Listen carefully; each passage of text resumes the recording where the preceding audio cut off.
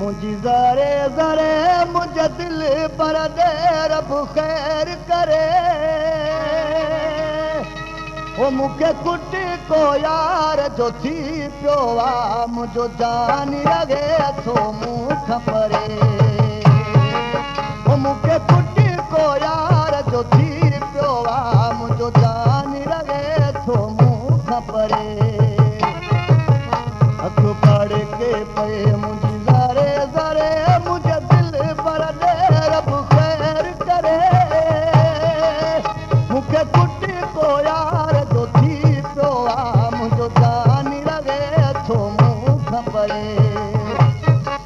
ओ मुखे कुटी को यार जो थी पियो आ मुझो जानी लगे थो मुख परे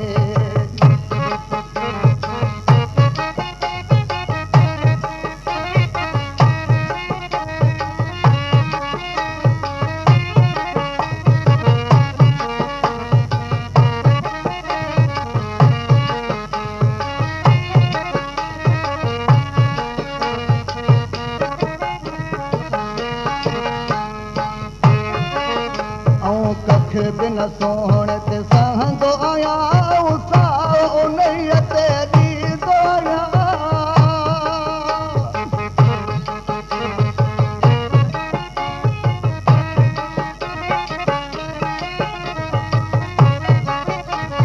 कख बिन सोहण ते सहंदो आहियां उसाओ उन्हीअ ते ॾींदो आहियां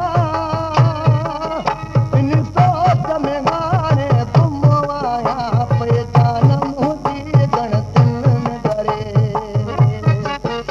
अख पढ़ के पे मुझी ज़रे ज़रे मुझे दिल पर दे रब खैर करे मुखे कुटी को यार जो थी पियो आ मुझो जानी लगे थो मुख परे ओ मुखे कुटी को यार जो थी पियो आ मुझो जानी लगे थो मुख परे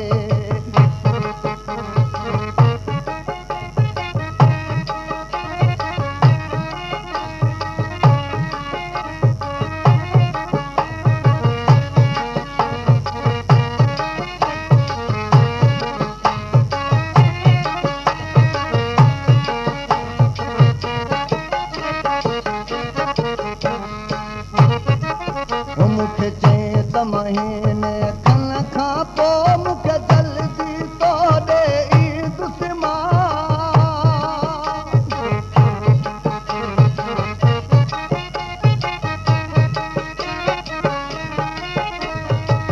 मुखे चए त महीने खन खां पोइ मटी जल्दी तो ॾे ईंदुसि मां पर साल थी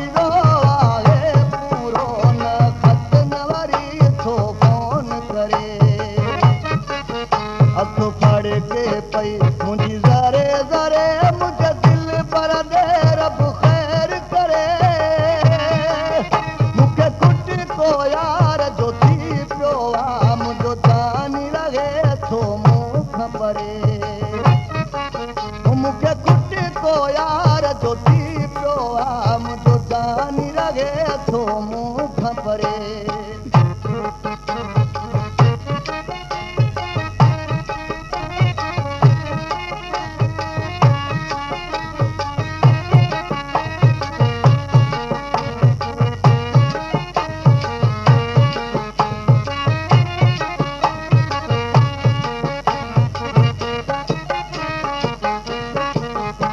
शबीर को तो मुझी हुन खां सिवा बि नारे का बि गली एदा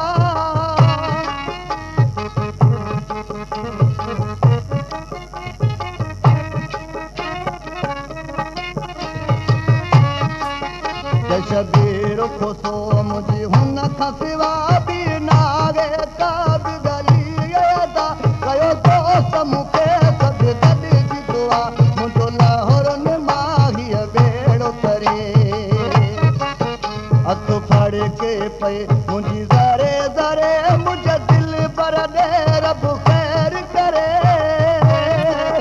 मुखे कुटी को यार जो थी पियो आ मुझो जान गण पिलने